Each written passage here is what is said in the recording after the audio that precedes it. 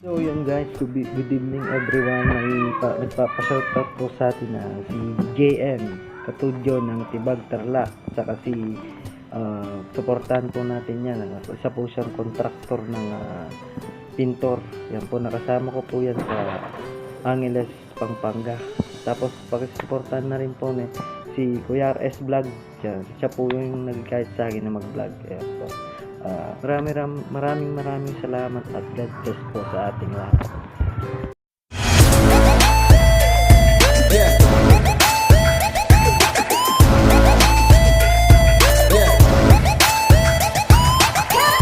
Good day mga boss, dito Vince is back. Ang ating gawa ngayon ay pag-skim coat na. Kasi nakaparing na sila para pag naka-skim coat na tayo, pwede na silang mag-kisame. Bali yung kisame natin dito boss, PVC. Mas mainam na una yung pintura kasi mapipinturan yung PVC. May design na kasi yun mga boss. So bali hindi na po namin pininis, no, para mas makapit yung ating skim coat na i-apply mga boss. Ito yung kagandahan, mas matibay, hindi siya agad mababakbak. Yan yung para wrap lang po ng mga boss, wala pong puro, para mas matibay yung ating i-apply na skim coat. Yun, ang dito na lang muna mga boss. Kung like and share, comment na, tapos saka subscribe na rin, pag-ipindot yung notification bell sa baba. Yan po, trabaho na naman. Yun po, sa kasalukuyan po natin na kinukuskus yung pader para po, mas maganda po yung pahid po natin ng skim coat, para po mas maganda, wala po siyang dumi na makikita o bato, yung maliit na buhangin na gumuguhit sa ating masilya mga boss, para maganda po yung pahid. So yun lang boss, ganito na lang po muna.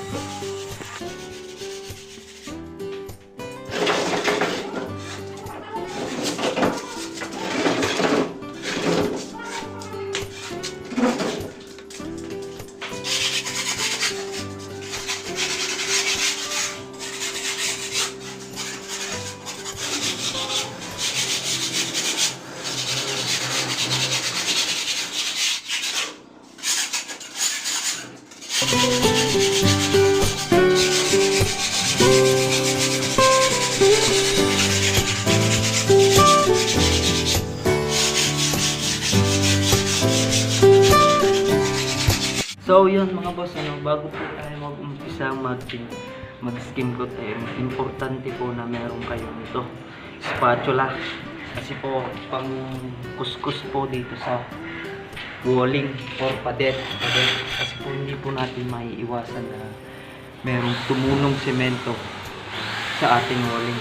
Kaya mas maigi na gamitan po natin ng spatula mga boss. Katulad po, halimbawa po ganito.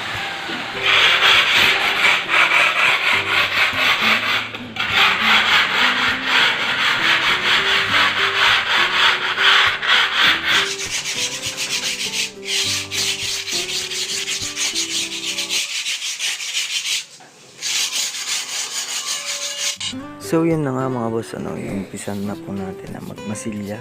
Naumpisan ko na dyan sa bandang parting yan po boss, hindi ko na po na video yung unang pasada natin. So hanggang dyan na lang po yung unang video ko boss sa ating pang-umpisang pagbatak po ng ating masilya. So kung bago lang kayo sa YouTube channel natin boss, so baka naman pag-subscribe naman po ako at mag-enjoy lang po kayo sa inyong mapapanood at matuto sa mga beginner po.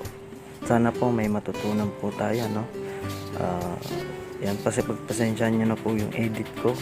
Hindi pa po ako gaanong marunong sa pag-i-edit po yan. Pag nasanay-sanay na So yung guys, ano, sa mga beginner lang po na ano, pag napanood niyo po ito, talagang matututunan po. May matututunan po kayo dito. Sa about sa pagpahid po ng ating masilya. So marami pong paraan na pangpahid ng ating masilya ng mga boss. So sa akin, ganito po.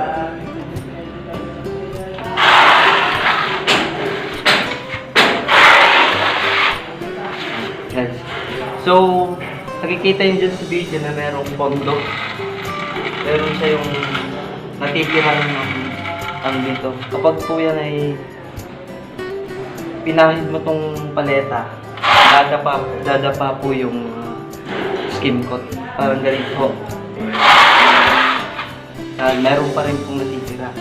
Pag wala na ho yan, kumuha na naman po kayo. Sa ponduan nyo na naman po.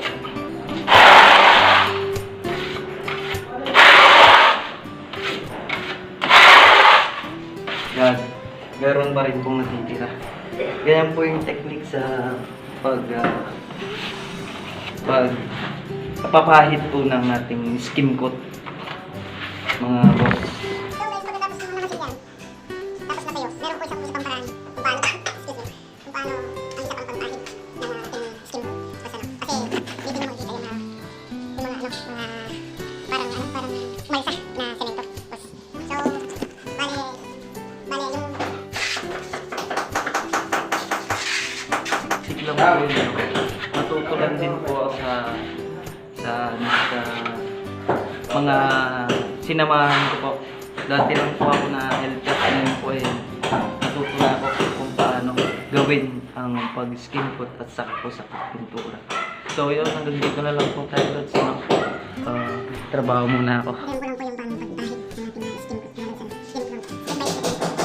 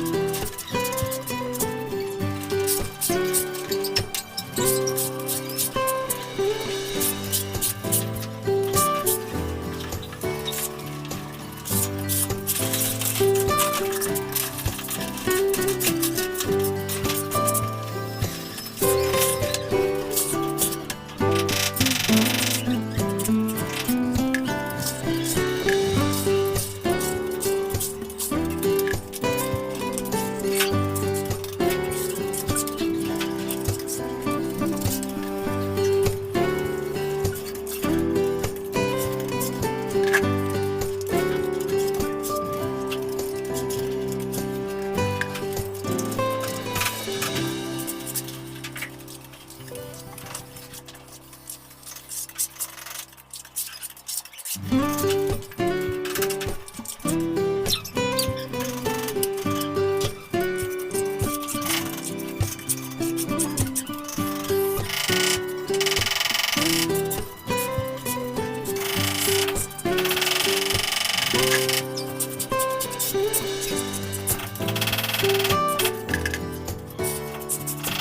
lods, na-skim coat na natin yung ito na lang mga boss. So, nakakalungkot man hindi ko na matatapos tong vlog na to, basta i-upload ko naman po kasi yung puno na yung storage ng ating cellphone mga lods, di na kaya.